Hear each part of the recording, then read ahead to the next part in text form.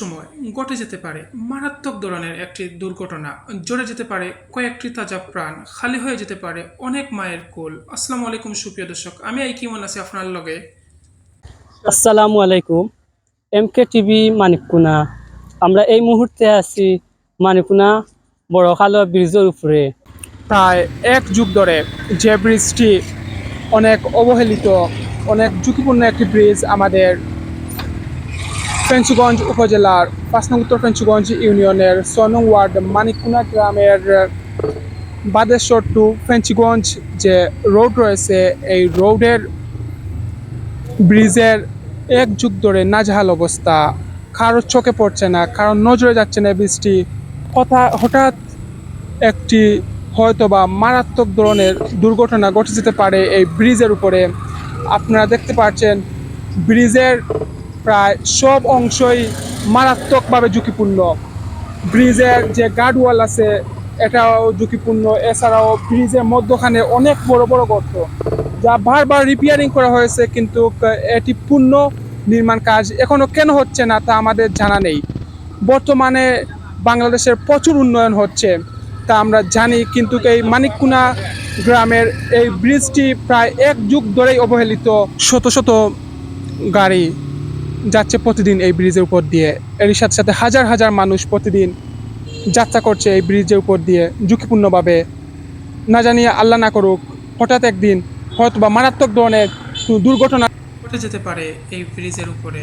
আমরা জানি প্রতিদিন হাজার হাজার মানুষ এই ব্রিজের উপর দিয়ে চলাচল করে। এরই পাশাপাশি অনেক মাল বোঝাই ট্রাক, বালু, রড, সিমেন্ট, ইট নিয়ে এই ব্রিজের উপর দিয়ে চলাচল করে। ব্রিজের নিচের অংশটুকু আপনারা দেখতে পাচ্ছেন, রডগুলো বের হয়ে গিয়েছে, শূন্যে আছে ব্রিজটি, কোনো ম্যাটেরিয়াল রোডের সাথে যুক্ত নেই কিছু অংশে।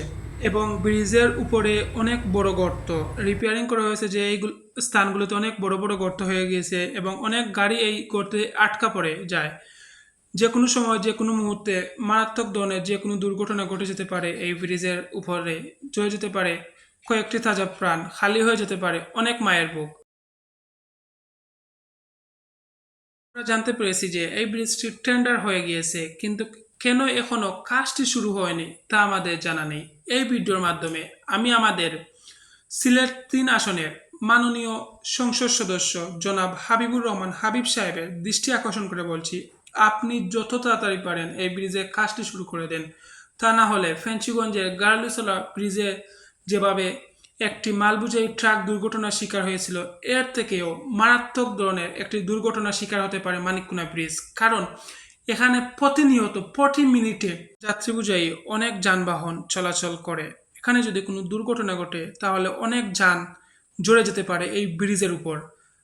আর আমাদের এলাকার সবার কাছে একটি অনুরোধ রইল, আপনারা সবাই এই ভিডিওটি সর্বোচ্চ শেয়ার করবেন, যাতে করে এই ভিডিওটি আমাদের এমপি মহোদয়ের নজর পর্যন্ত যায় এবং উনি যাতে করে এই কাজটি দ্রুত শুরু করেন, এই আশায় অনুরোধ ওনার প্রতি রেখে আমাদের ভিডিওটি আজকে এখানেই শেষ করেছি। আপনারা সবাই ভালো থাকবেন। এমকেটিভি মানিককুনার ফেসবুক পেজে লাইক, কমেন্ট এবং শেয়ার করে আমাদের পাশে থাকবেন, এই আশা, এই প্রত্যাশা ব্যক্ত করে সবার কাছ থেকে বিদায় নিচ্ছি। আল্লাহ হাফেজ। আসসালামু আলাইকুম।